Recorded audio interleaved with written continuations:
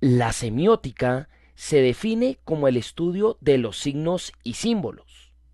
Mira esta imagen por 10 segundos y piensa, ¿qué dice para ti? Una herramienta que es de gran utilidad es el triángulo de Peirce, el cual muestra cómo un interpretante lee a un objeto a través de un signo. Por ejemplo, tú como interpretante estás analizando el contenido de este documental a través de las imágenes y los sonidos.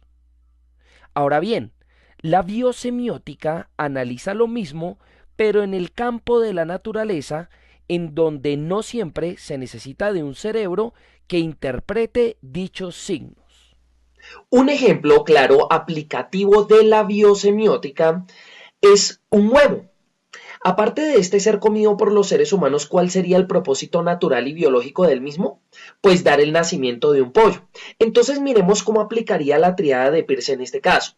Tendríamos por un lado que la cáscara del huevo viene a ser ese interpretante y que el objeto vendría a ser la información genética que está contenida en la yema de ese huevo. Entonces, a través de las distintas enzimas, esa cáscara lee el ADN, que vendría a ser el signo, que está contenido en esa yema del huevo, dando como resultado el nacimiento de un pollo.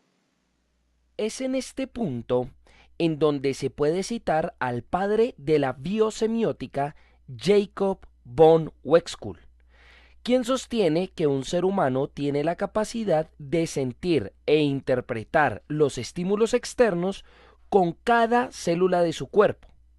Entonces, ¿en cuál parte de la célula ocurre esto? Y la respuesta es en los microtúbulos. Los microtúbulos son estructuras proteicas que están compuestas a su vez por los denominados dímeros de tubulina. Haz de cuenta que son dos moléculas que están juntas y están dispuestas diapares. Esta estructura en general entonces queda conformada como un tubo hueco, el cual se ubica en el citoplasma de las células y hacen la función de pequeños cerebritos. Ahí se podría explicar por qué podemos sentir con cada una de las células de nuestro cuerpo. Se ha encontrado incluso que en el axón de las neuronas hay microtúbulos. Estaríamos hablando entonces que la capacidad computacional del cerebro es exponencialmente mayor a lo que se creía. Además, estos microtúbulos están dispuestos en el citoplasma siguiendo secuencias de Fibonacci, que son las espirales que conforman desde la concha de los caracoles hasta incluso la estructura de nuestra galaxia. Estos microtúbulos se comunican entonces por ondas de luz o fotones, ondas de sonido, que son los mismos fonones, y ondas eléctricas. Al igual que sucede con los seres orgánicos, las empresas también poseen un ADN que las hace únicas, sin importar si se dedican a lo mismo que otras. De esta manera, cada trabajador puede percibir esta identidad incomparable a través del clima laboral y de los identificadores visuales como el logo, eslogan, colores, etc., formando así una tríada de Peirce. El punto clave es que realmente hay una gran incertidumbre a la hora de predecir cómo se comportará una persona que en su plano individual es de una forma, pero que al interactuar con la organización empieza a tomar diversas conductas, muchas de ellas indeseadas. Ahora bien, tendríamos que explicar un fenómeno y es cuando hay una ruptura entre las leyes de la física. Es decir, tú no puedes construir un edificio hablando de física cuántica, así como no se puede hablar de la teoría de la relatividad aplicando física newtoniana, ya que la fuerza de la gravedad ni siquiera estaría funcionando en el plano cuántico. Entonces vemos que de lo micro a lo macro hay como una ruptura, en donde hay un momento en el cual las leyes de una física empiezan a desaparecer y empiezan a regir las leyes de la otra física. Cuando hablamos de este tema, entonces estamos haciendo referencia a los denominados eigenestados, los cuales vienen a ser una abstracción que solo traen parte de la realidad cuántica a nuestra realidad. Es decir, que nuestros pensamientos y muchas de las cosas que nosotros percibimos con nuestros sentidos harían parte de esos eigenestados. Ahora bien, aplicándolo al concepto de la comunicación corporativa, según la biogestión, podríamos decir que un trabajador cuando ingresa a una empresa es como un solitón, es una persona que está, digamos, en un estado cuántico que tiene su vida aparte. Pero cuando entra a formar parte de esta organización y a involucrarse con la triada de pilares, con todo este clima organizacional, toda esta imagen organizacional, esto empieza a traer para ese trabajador una serie de eigenestados, es decir, que cuando una persona ingresa a esa empresa, deja de comportarse de su manera habitual y empieza a tomar ciertos comportamientos acorde al contexto de esa organización. Se ha comprobado que en el citoplasma de la célula se presenta un ciclo en donde se alterna entre un estado líquido y uno gelatinoso, denominados agua desordenada y ordenada respectivamente. Cuando hay una explosión de energía inarmónica, los microtúbulos la regulan como si se tratase de un lente apoyándose en un citoplasma en estado viscoso o agua ordenada. Luego, esta información en coherencia cuántica se desplaza en los dímeros de tubulina, los cuales se desprenden de un polo y se incorporan en otro microtúbulo por el lado opuesto. Después se retorna a un citoplasma en estado líquido o agua desordenada, convirtiendo dicha energía en información consciente para el cerebro.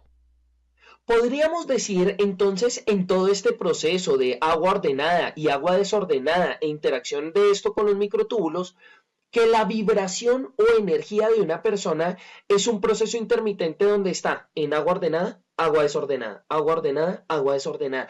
Esto genera unas vibraciones, las cuales en el contexto de una organización pueden ser compatibles o incluso pueden empezar a chocar. Entonces, desde el ángulo de la biosemiótica aplicada a la comunicación corporativa, ¿cómo podríamos lograr entonces eliminar o disminuir esa resistencia en el trabajador a ser colaborativo? Y es a través de la regulación de las energías en dicha organización. ¿Cómo se puede lograr esto? Hay tres estrategias. La primera es la denominada dietas de felicidad, la cual consiste en que la alta dirección debe encargarse de lo que comen sus trabajadores. Es decir, normalmente cuando estás en tu empresa puedes bajar al casino o puedes insertar un billete en una máquina de vending y ¿qué encuentras?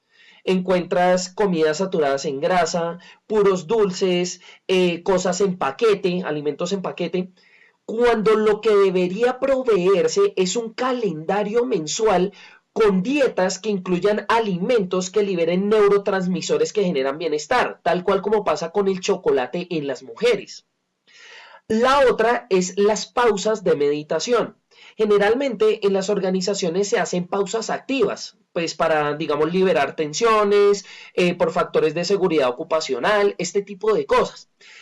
Pero realmente ahí no hay un manejo energético. O sea, ¿a qué se debería llegar? A que en esas pausas, por ejemplo, se hicieran sesiones de yoga, práctica de artes marciales, incluso algunos ejercicios aeróbicos reales que manejen la energía. Es decir, las personas que van al gimnasio se dan cuenta que después de hacer ejercicio quedan más activas. Entonces, la idea es empezar a salirse de esas pausas activas convencionales y empezar a generar este tipo de pausas de meditación. Como tercera estrategia también tenemos la infraestructura fractal en las oficinas. En la naturaleza la línea recta prácticamente no existe. Mira tu cuerpo y te darás cuenta que en él no tienes ninguna línea recta trazada como con regla. Entonces las líneas rectas, al ser tan antinaturales, el cerebro inconscientemente las rechaza. Entonces, si estás en una oficina donde todos son espacios rectos, estás como dentro de un cajón, incluso dentro de un cubículo, es peor aún, eso genera estrés cerebral. deberían empezarse a implementar más figuras curvas en esa infraestructura para liberar todas estas tensiones. Entonces, estas tres estrategias combinadas prometen armonizar por un lado la energía en el puesto de trabajo y segundo, hacer desaparecer esos eigenestados negativos en los trabajadores. Casos de éxito que tenemos, no sé si lo apliquen con el mismo nombre, pero Google aplica estas tres cosas estratégicamente. ¿Cuál es el resultado? Que si consultas, esta es la empresa con trabajadores más felices, es catalogada la empresa número 1 para trabajar. Entonces, de esta manera, pues podemos hablar que todo este análisis de la biosemiótica aplica efectivamente a la comunicación corporativa en las organizaciones.